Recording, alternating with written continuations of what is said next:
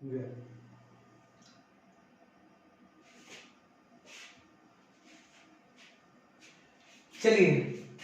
आज second class, ठीक है। इसमें हम लोग को स्टार्ट करना है फर्स्ट लेसन। फर्स्ट लेसन में क्या है, तो हम लोग देख चुके थे मात्रक, सदिश तथा गति, यानी यूनिट, वेक्टर एंड मोशन। बताए थे कि ये तीन आपको एक ही चैप्टर में दिखाया गया, लेकिन ये एक चैप्टर है नहीं, ये तीन चैप्टर का कॉम्बिनेशन है। अब उसी कॉम्बिनेशन को हम लोग थ्योरी के अनुसार पहले पढ़ लेते हैं और फिर उसके बाद हम इसको क्वेश्चन करेंगे, ठीक है। तो पहले देखो, सबसे पहले सूत्र की बात करते हैं। यहां पर लिखा गया है प्रमुख सूत्र, यानी इसमें कोई ना कोई जरूर सूत्र के बारे में होगा। अब देखिए, दिखाई दे रहा है,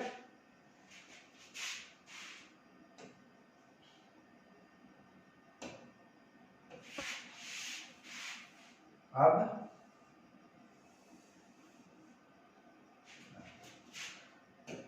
देखिए सूत्र में आपको यहां पर पहले बताया रहा विस्थापन के बारे में। तो समझते हैं आखिर विस्थापन है क्या, होता क्या है विस्थापन। तो देखिए यहां पर मान लेते हैं कि कोई यहां पर कोई बिंदु है ए, ठीक, और एक बिंदु है यहां पर बी, दो बिंदुएं हैं यहां पर दिया गया। अब यहां पर जाने का एक रास्ता अगर ऐसे भी तो हो सकता है और ऐसे घूम घूम करके यहां पर आया। दूसरा रास्ता आपको ऐसे जाकर के डायरेक्टली ऐसे भी हो सकता है, और तीसरा रास्ता आपको यहां पर जो दे रहे हैं ये आपको सीधा यहां से लेकर के डायरेक्ट होगा। आपके पास तीन तरह के हम यहां पर रास्ता दिए हैं। तो यहां से हमको ए से बी तक जाना है, लेकिन कितने रास्ते दिया गया, तीन रास्ता दिया गया। अब तीनों रास्ता में अगर हम देखें तो यहां पर जैसे जैसे ऐसे अगर हम लोग जाते तो ये दूरी को, इसको हम लोग जो लेंथ होता, लेंथ को अगर माप लेंगे तो ये लेंथ हमें कहलाएगा दूरी।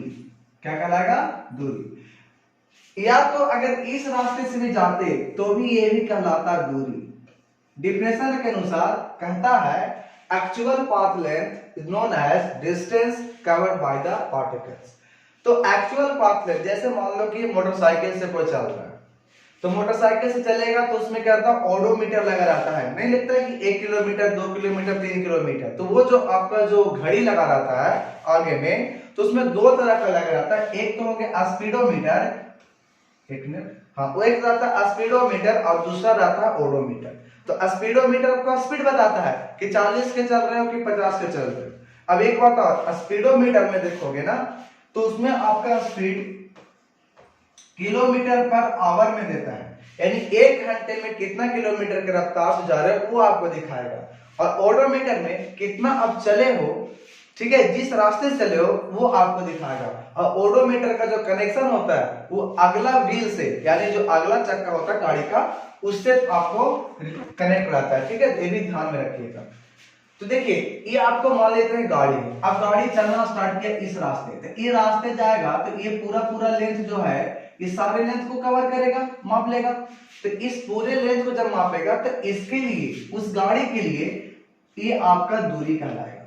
अगर वही गाड़ी इस रास्ते से होकर के जाती तो ये लेंथ को माप लेता, तो इसको हम लोग कहते कि ये दूरी हो जाता, ठीक है। अब उसके बाद अगर इस रास्ते से भी अगर आता तो इसके लिए ये वाला हो जाता उसका दूरी। तो मान लेते हैं यहां पर तीन तरह का गाड़ी था, एक्स वाई जेड। तीन को हम तीनों के नाम लिख दिए कि एक आपका एक्स गाड़ी था, दूसरा वाई था और तीसरा कौन था, जेड था। अब एक्स के लिए दूरी कौन है, ये वाला, ठीक है, इधर चला गया। और y के लिए कौन सा दूरी था, ये वाला। और z की दूरी कौन सा था, ये वाला दूरी था। तो ये तीनों का दूरी अलग अलग है। लेकिन अगर हम विस्थापन की बात करें तो एक्चुअल पाथ लेंथ पर डिपेंड नहीं करता, वो आश्रित नहीं रहता है कि आप कैसे गए थे, उससे मतलब नहीं है। आप कैसे भी जाओ, आप घूम के जाओ, रुक के जाओ, कोई मतलब नहीं, ठीक है। उसको बस इतना ही से मतलब है कि जाना कहां है और कहां से गए थे। तो याद रखिए जाना कहां था, बी के पास, आए कहां से हम लोग, ठीक है, जाना कहां था, बी के पास, आया कहां से है, ए से। तो ये दोनों के जो बीच जो सामने सामने मिला दो, यानी हम बोलेंगे जो स्ट्रेट पाथ बोले या तो शॉर्टेस्ट डिस्टेंस बोल देंगे, या तो ए और बी के लाइन ज्वाइनिंग करने वाला लाइन बोल देंगे। इसी को हम लोग बोलते हैं विस्थापन। इसको क्या बोलते हैं, विस्थापन। तो अगर हम इसके लिए सोचे कि आखिर ये लिखा हुआ है तो किस आधार पर लिखा गया है, तो यहां पर थोड़ा सा देखना पड़ेगा कि विस्थापन तो समझ में आ गया कि बस ए और बी दोनों को मिलाने वाली लाइन का जो लंबाई होगा वही होगा हमारा विस्थापन।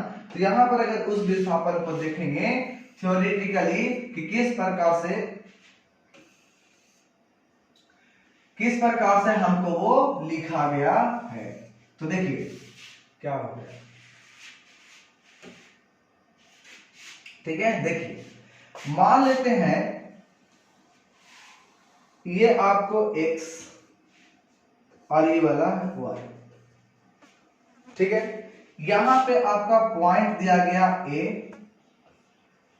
और यहां पर देखिए अगर हम देखते हैं यहां पर इस थ्योरी के लिए, इसके लिए तो इसकी भी जरूरत नहीं है। ठीक है, तो मान लो कि यहां पर A है और यहां पर है B, और इसी के लाइन में है दोनों, किसके पैरेलल है, एक के पैरेलल। ठीक है, नहीं तो एक ऊपर और ले लेते हैं इसके लिए, छोड़ो इसको हम इरेज कर देते हैं।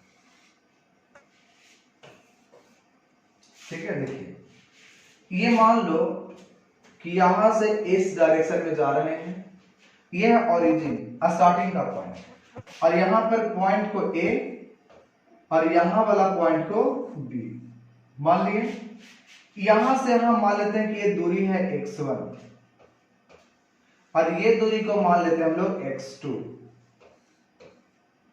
ठीक है, तो विस्थापन कौन होगा, तो विस्थापन के लिए हम देखे थे कि A से जाना है B, तो बस ये दूरी आपका क्या हो जाएगा, विस्थापन। तो सोचो इतना में से इतना अगर हटा दे, इतना में से इतना हटा दे तो E बच जाएगा, इतना में से इतना हटा दे तो E बच जाएगा। तो हटाने का मतलब क्या होता है, घटाव। तो अगर हमको चाहिए था AB, ठीक है, तो क्या बोले इतना में से इतना हटा दो तो E आ जाएगा, मतलब कि हमको हटाने का मतलब होता है घटाना। तो ये वाला पूरा आपको दिया गया x2 में से घटाना पड़ेगा कितना, x1। तो ये आपका हो जाएगा विस्थापन। तो विस्थापन का आपको यहां पर जो दिया गया था, ये विस्थापन आपको यहां पर है। मतलब कि आपको सिंपल क्या करना है कि जितना दूरी पर आपको था, शुरू में कितना था वो देख लीजिए, और अंतिम में कितना था वो देख लीजिए, दोनों को घटा दीजिए, आपका विस्थापन हो जाएगा।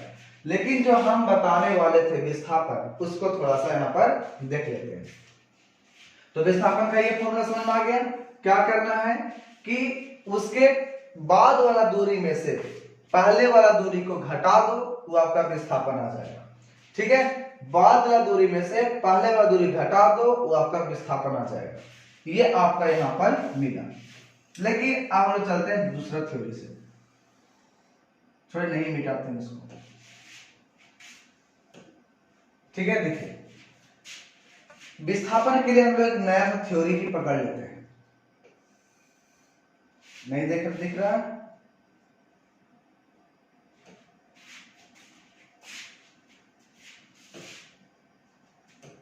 देखो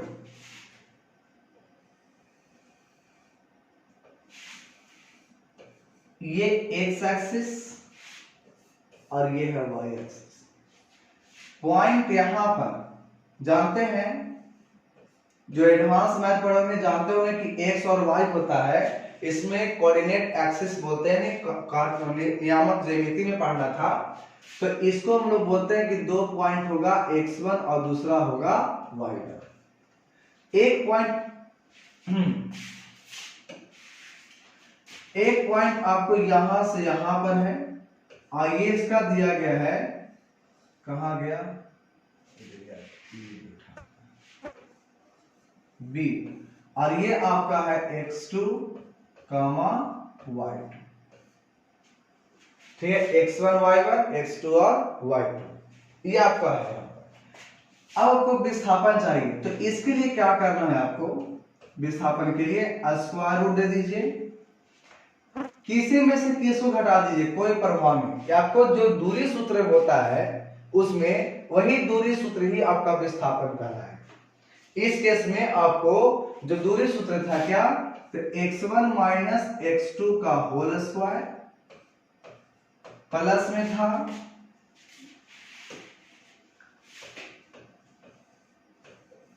y1 माइनस y2 का होल स्क्वायर। कोई ये भी तो कह रहे होंगे कि नहीं उल्टा लिखा गया, तो वो भी लिख सकते हो, x2 माइनस x1 का होल स्क्वायर, आप प्लस लिख सकते हैं यहां पर y2 माइनस y1 का होल स्क्वायर। तो ये जो हम लिख रहे थे ना, ये जो मिला यही हमारा दूरी सूत्र ही है, क्या है, विस्थापन। तो हम कोऑर्डिनेट ज्योमेट्री अगर चलते तो ये कहलाता आपका दूरी सूत्र,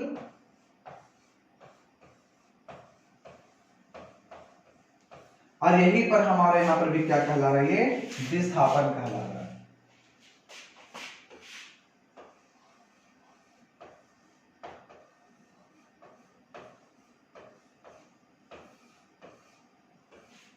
ठीक है, तो दूरी सूत्र भी है और यही क्या है, विस्थापन भी है, अरे दोनों एक ही काम करता है। ठीक है, चलिए अब देखते हैं आगे क्या था। दूसरा है औसत चाल। औसत चाल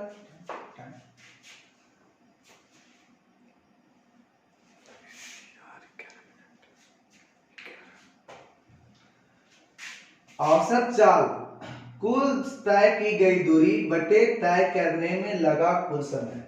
देखिए ये सब बात हटाइए, औसत चाल का हम डायरेक्टली यहां पर लिख लेते हैं। देखिए औसत चाल जिसको हम लोग हिंदी में क्या होता है से पहले समझते हैं।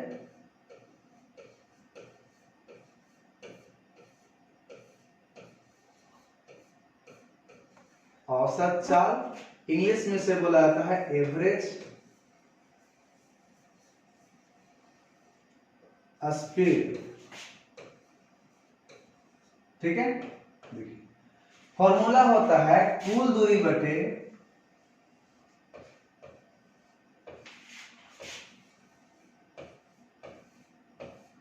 कुल समय।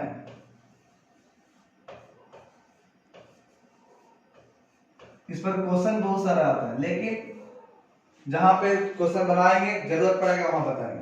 अब समझते हैं आखिर ये है क्या। देखिए कोई भी गाड़ी जब आप लोग देखोगे बस या कोई भी चीज, तो बस पर लिखा हुआ रहता है आगे में स्पीड, आगे में देखिएगा यहां पर लिखा रहेगा आपको 40 किलोमीटर पर आवर, ये दिया हुआ रहता है। तो आपको यहाँ पर दो प्रकार का स्पीड होता है, एक होता है एवरेज स्पीड और दूसरा होता है इंस्टेंटेनियस स्पीड। एक होता है एवरेज स्पीड और दूसरा होता है इंस्टेंटेनियस स्पीड। तो इंस्टेंटेनियस स्पीड आखिर है कौन सा, तो देखिए जो हम लोग बताए अभी स्पीडोमीटर में, तो एक बार एक्सीलरेटर देते हैं वो गाड़ी का स्पीड कहां हो जाता है 60, 70 कम करते हैं आ जाता है 20।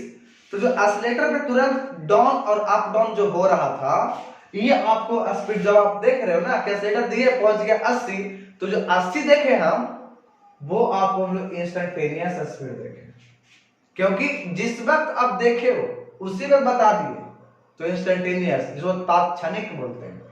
तात्क्षणिक का मतलब हुआ एकदम क्षण भर में, ज्यादा देर के नहीं टिकेगा, वो क्षण भर के लिए रहेगा, तो उसको बोलते हैं इंस्टेंटेनियस। और वो आपको कहां पर मिलेगा, बस वही स्पीडोमीटर में देखने को मिलेगा।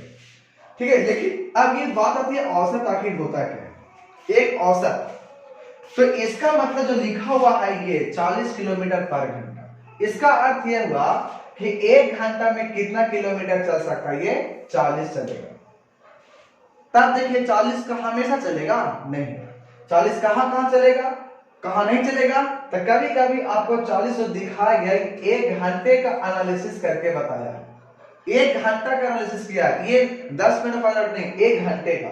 उसने बताया कि एक घंटा जब उसको हो गया, मान लो 9 बजे से गाड़ी खोला और वो 10 बज गया, तो उसने जब देखा कि एक घंटा हो गया, तब जो कितना किलोमीटर चले, तो उसको ओडोमीटर में 40 किलोमीटर का दर्ज हुआ, तब समझ रहा था कि मेरा एवरेज स्पीड कितना हुआ 40 का। अब ये आखिर ये चला कैसे? तो देखिए जहां पे आपको भीड़ भाड़ इलाका होगा वहां 40 से कम भी हो सकता है, और जहां पे पूरा खुला है तो वहां पे क्या होगा, वो 40 से ज्यादा भी हो सकता है। तो यहाँ पर जो है सो ये जो एवरेज बताता है, सो जो कम जो सबसे लोअर स्पीड होता है उसको और जो अपर स्पीड होता है उसको, दोनों के बीच वाले वैल्यू को हम लोग बोलते हैं एवरेज।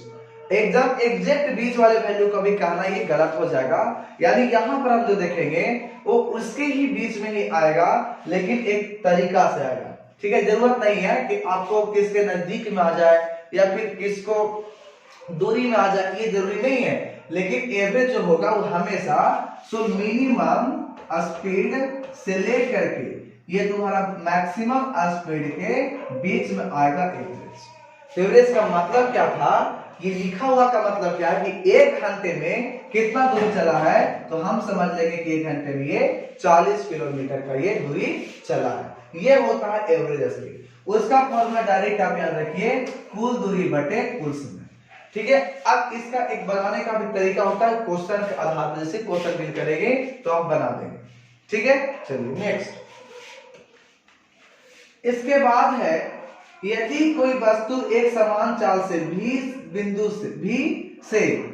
x से तक 30 समय में जाती है तो उसका xf बराबर xi प्लस vt होता है। देखिए ये बात समझिएगा, यहाँ पर क्या होगा, यदि कोई वस्तु एक समान चाल से, चाल उसका समान है कितना v, तो v चाल से चलना शुरू करता है। कहां शुरू करता है वो, xi बिंदु से। वो कहां पे जाता है, xf बिंदु तक जाता है। कितना समय में, t समय में। तब कह रहा है कि xf का वैल्यू होगा xi प्लस vt। देखिए इसका हम बताते हैं क्या है।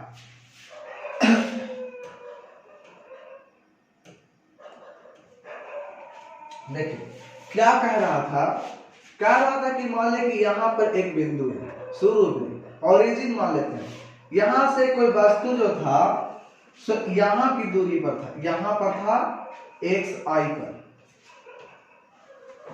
लेकिन अब कह रहा था xi पर तो था, लेकिन कह रहा है कि यहां से वो वस्तु v से आगे बढ़ता है, और वो भी एक समान चाल है, इसका चाल बदल नहीं रहा, इसका चाल एकदम समान है, वो v से आगे बढ़ रहा है।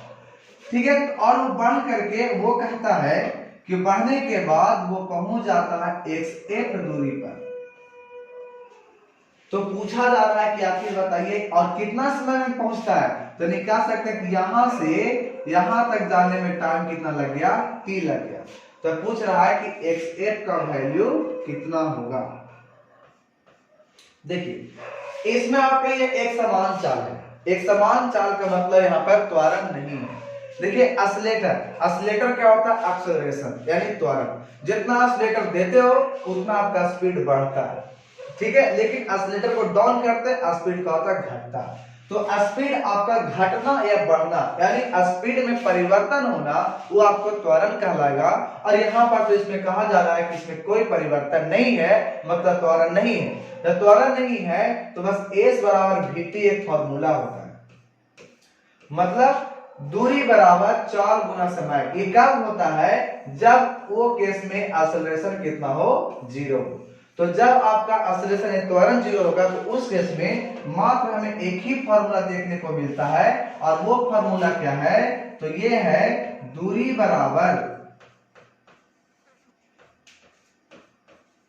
चाल गुना समय। ठीक है, क्या है, दूरी बराबर चाल गुना समय। ये आपको याद रखना है, क्या के लिए, जब आपका त्वरण यहां पर कितना बोल दे, 0 बोल दे। 0 बोलेगा नहीं तो आपको समझना पड़ेगा कि यहां पर आपको एक समान चाल है, एक समान चाल रहेगा तो त्वरण कितना होगा, 0। यानी इस केस में हम बोल सकते हैं कि ये कांस्टेंट स्पीड से चलेगा, कांस्टेंट स्पीड होगा। तो उस केस में क्या होगा, आपको एक्सेलरेशन 0, और 0 एक्सेलरेशन तक दूरी बराबर चाल गुना समय। तो देखिए ये आपको xi आपको यहां से यहां तक है, ये जो आपको xf है वो आपको यहां से यहां तक है। आपको चाहिए कौन, ये दूरी, अभी निकाल सकते हैं कैसे, तो ये दूरी मिलेगा s बराबर vt, भी दिया हुआ था और इतना टाइम भी दिया हुआ है, तो सोचिए आपको ये वाला दूरी पूरा लिखना है, तो कितना लिखोगे, इतना प्लस इतना, और ये आपको पहले से पता है कि है आपका xi, और ये वाला आप निकाल चुके हो कितना, vt, तो ये हम कह सकते हैं यहां से कि ये जो आपको मिलेगा xf, कौन बोला, ये यहां से, हाँ, तो इतना प्लस इतना, तो इतना आपको था xi, और ये वाला आपको आया vt, यानी हमारा फॉर्मूला मिल गया xf बराबर xi प्लस vt। चलिए, तो ये तो समझ में आया। अब आगे, तो दूरी बराबर क्या मिलेगा, 4 गुना समय। ये कब मिला, जब हमको यहाँ पर त्वरण 0 मिलेगा तब, और त्वरण 0 कब होगा, जब बोल देगा कि एक समान चाल से चल रहा है, तब उस केस में त्वरण होगा 0, और तब फॉर्मूला आता है दूरी बराबर 4 गुना समय। अब यहां से जो हम लोग 5 नंबर टॉप मतलब पॉइंट से हम लोग अगला वीडियो में देखेंगे, ठीक है। अभी छोटा छोटा वीडियो का स्टार्ट हो रहा है, यानी आज मान लीजिए कि सेकेंड क्लास है इस बोर्ड का, ठीक है। चलिए।